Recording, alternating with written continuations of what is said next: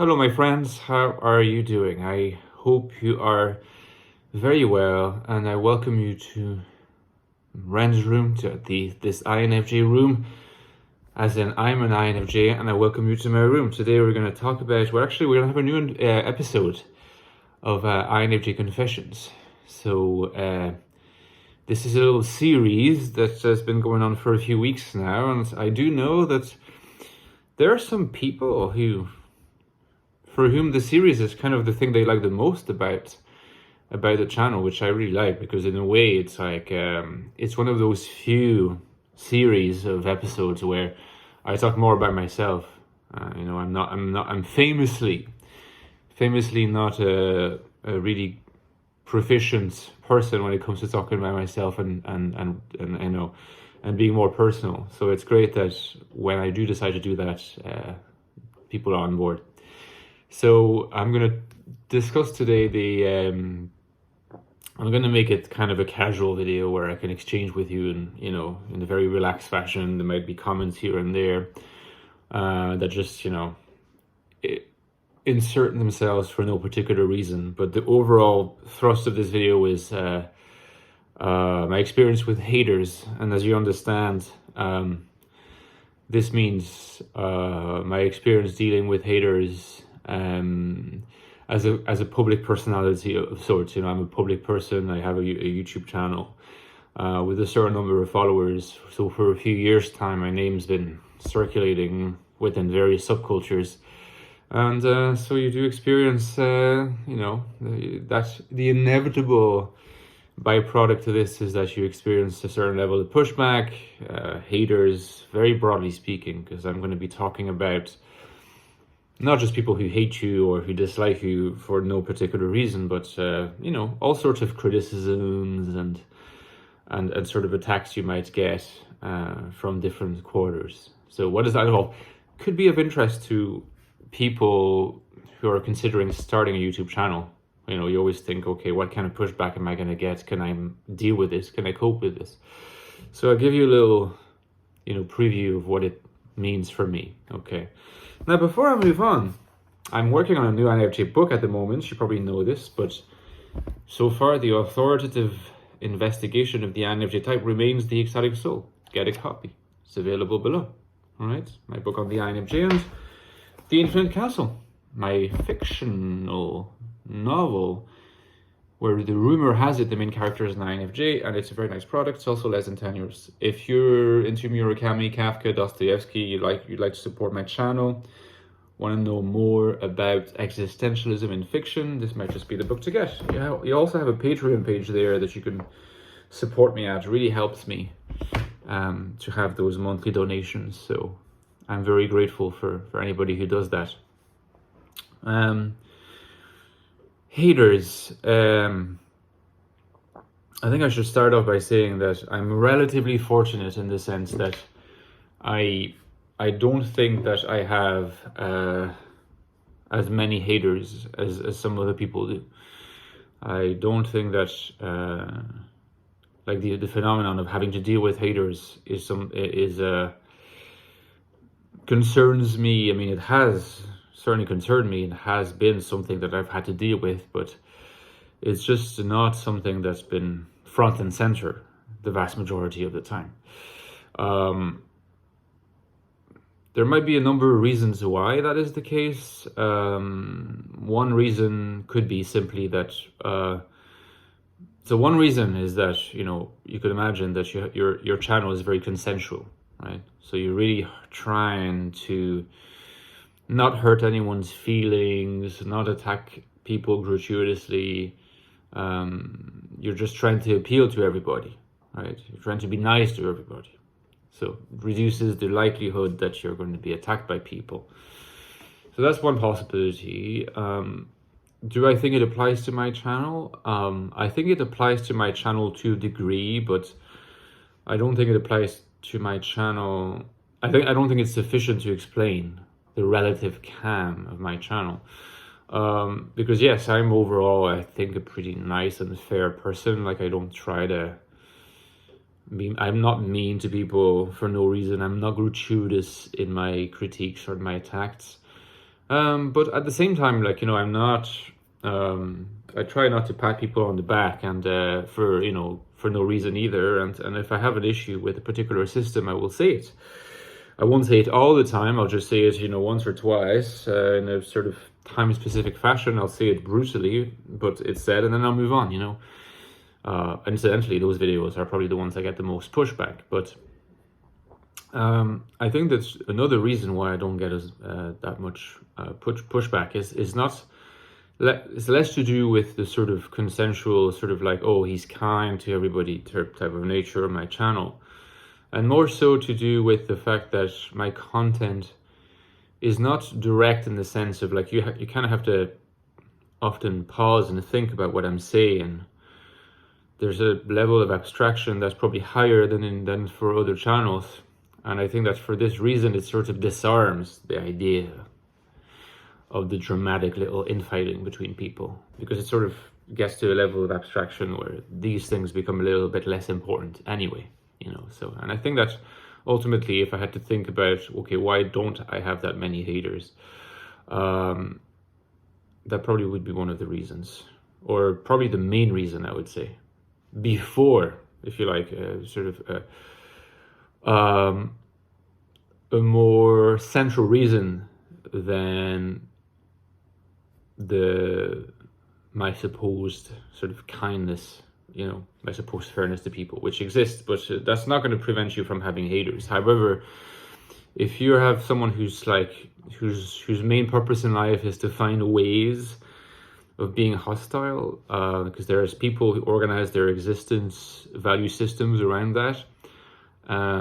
Usually they'll be desperate to find little triggers that they can sort of hold on to and be hostile about.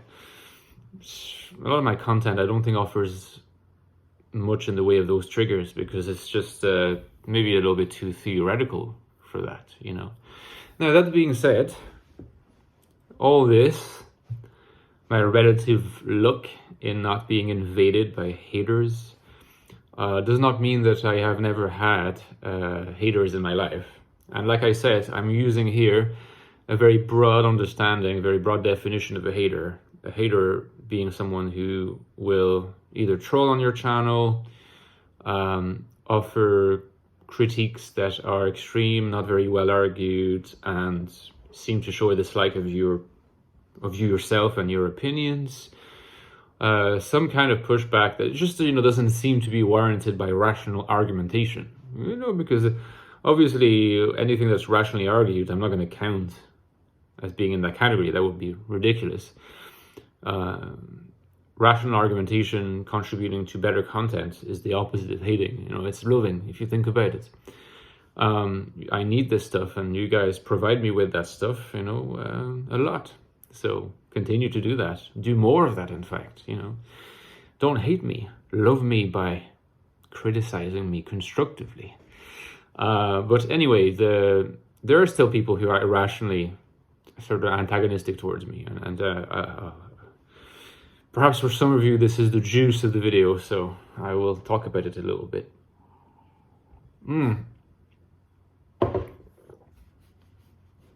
So they're broadly divided between different types, different classes of people, and I will discuss these different classes of people as it comes to mind, right? Like I said, let's keep this video being relatively spontaneous. I haven't really prepared a script for that, for this video or anything like that. So in the history of my channel, I think the first haters I had were basically all of the same category. And they were people who just thought actually, in the Zoomer language of today, it wasn't actually that common 6 years ago, 5 years ago when I started making my channel 6 years ago. But I was LARPing, live action role playing as an INFJ. So like the haters are saying, "Oh, come on, you're so not INFJ. You're such an obvious INTP." I think that was the most common. Yeah, I would get ENFP from time to time. Now the irony is that at this stage in my life, I kind of know that the most likely type for me, aside from INFJ, is ENFJ, and That's just never been like a possibility considered by any hater, which is interesting. But anyway, so you're such an INTP and blah blah blah, you know. And people would, the haters sometimes they wouldn't shy away from being petty, you know. So they would sometimes have a timestamp and show, oh, like, look, you're picking your nose there, or, you know, try to sort of point other people to some embarrassing gesture I made. Or so yeah, you know, if you're at some point tempted to create a channel, just be aware that this is the kind of stuff that you might get from time to time. Just learn to have some sort of like healthy distance from that. Just the way that I think about it, right? The way that I manage to cope with this stuff pretty well is that I always picture myself like in a room with these people instead of like reading their comments online, right? It disarms a lot of the effect, you know, if you do that. Because if I read the comment, I'm like, oh, you know, who's this douchebag who wrote this mean thing about me? When I picture them like in the same room as me and sort of saying this to my face, I'm like, okay, like, there's no reason for me to be upset. This is a child. Like, I'm 36. This guy, say it's a guy. He's not even in university yet, or he's in university now. He's in first year and second year, and I'm gonna get upset by that, you know. So it's like, try to just picture them, or picture them, you know. Another funny one is that some people do that with regard to interviews, is that you sort of, you see a comment you don't like, and just picture the person who wrote it with their laptop on their in their lap in the bathroom taking a dump, you know, like they're taking a dump and they're just writing this message, you know. It brings back, first of all, it has a comedic aspect, and it just brings back the utter triviality of the whole thing. It's trivial, so in a sense, there's something that would be very trivial about getting angry and upset about it, you know. So, but yeah, these people who kind of called me out for being fake INFJ, they're definitely the first batch of like haters were those people. Eventually they disappeared, and I don't really know why. Like, nobody questions my typing anymore. I think I doubt it's because I look more INFJ than I used to. It's probably because I have, you know, echoing a video that I made recently, actually the previous episode of INFJ Confessions, where I talk about my brand, my INFJ brand, its strengths and weaknesses, its opportunities and shortcomings. And the stronger your brand, the less likely someone is going to come forward and say, oh, actually, you're fake. You know, some people still do that online. On personality database, I still get people who kind of advocate for me being retyped as, well, these days it's probably like ISTJ. Try and figure out why. It's you know, it's still a minority phenomenon, you know, but these things exist. They're relatively minor. I think that, you know, other kinds of hate I get are when I dare to criticize or critique, I think constructively critique, another system, another personality system. So let's say I'm operating within JCF, you know, the Jungian cognitive functions, which is the framework that the majority among us are operating with. Okay, so you have other systems. You have objective personality, you have cognitive personality theory, you have C.S. Joseph. I was talking to someone recently who's you know, has been watching my content for a long time, and said that C.S. Joseph has interesting stuff in it. You see, that's typically the kind of constructive feedback that people can contribute. Because in a sense, it's really easy to make fun of C.S. Joseph and their fans, and I do that myself. But for someone to come and say, look, there's a lot of excesses, there's a lot that's ridiculous probably about these people, but actually, if you consider their type grade, there's some useful stuff there to not overlook. That's the perfect, like, scholarly, objective, inspector-like approach, you know, that I value. It's like, let's look at what's valuable in everything. C.S. Joseph fans or cult followers are just, you know, occasional haters of my channel, because, you know, whenever I dare make a funny comment about their master, they get all flustered. But it's still interesting that I have this acquaintance follower of my channel who seems to be someone who's got their head on their shoulders, and said, look, there's some interesting stuff in C.S. Joseph. Perfectly acceptable. I think it's worth looking into. No need for hatred, by the way, but it's worth looking into. Nevertheless, you know, I get some hatred from those quarters occasionally. Okay, so yeah, whenever you have a personality like C.S. Joseph, or it could be maybe some other creators of systems, maybe not him, but others who also have a bit of a cult relationship with their you know, subscribers. If you criticize them, you're gonna get punished.